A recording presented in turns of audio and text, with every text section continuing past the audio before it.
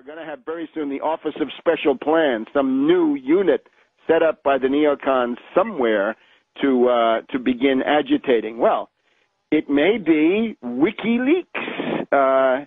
If we look at the WikiLeaks document dump, and if we look at the strange figure of Julian Assange, this bloodless, emotionless, psychologically very unusual specimen that's paraded now in the world media with a big attempt to build him up as an anti-authoritarian culture hero for this horrendous cybernetic world of alienated youth.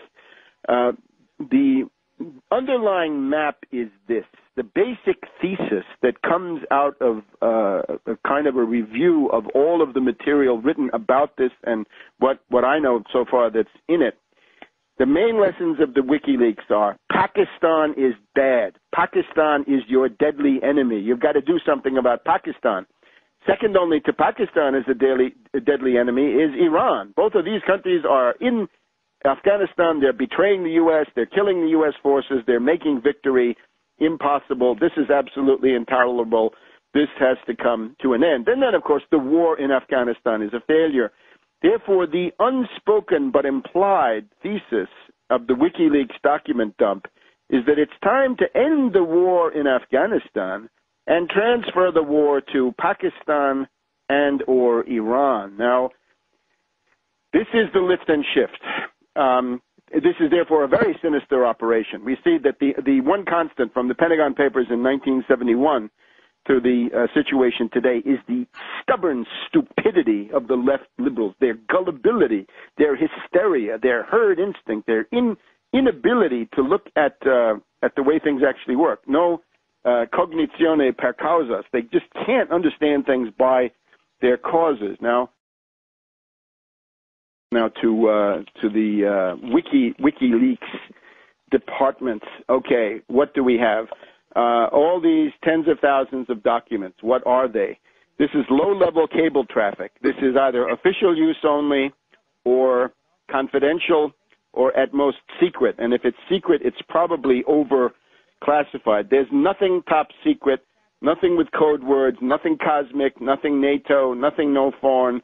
There's none of the top-level stuff. It's essentially the plotting details of massacre and genocide.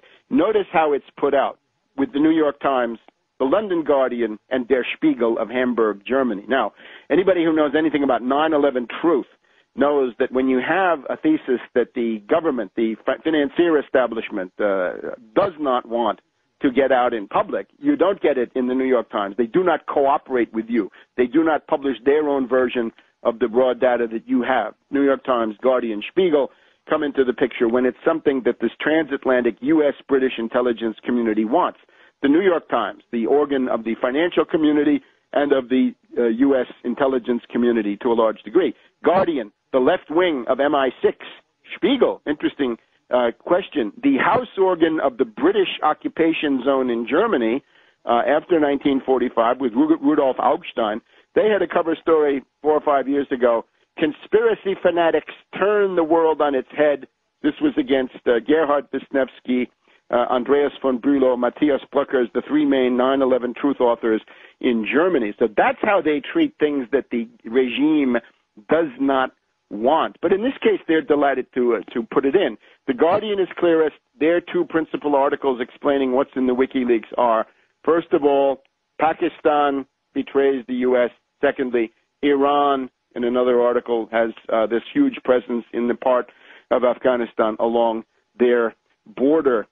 The WikiLeaks is not an anti-war organization. We have quotes from Assange where he says, we have no view. WikiLeaks as such has no view about whether there should be a war going on or not.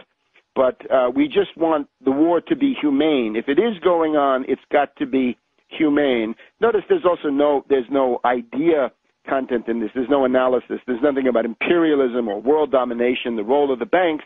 There's not even the cruder terminology about, say, a new world order. That would be a step up for somebody like Assange. He just doesn't have it. So The stuff has all been edited. It's highly selected, highly slanted in the ideas that are in it. We've got Osama bin Laden is treated as a real person in this stuff.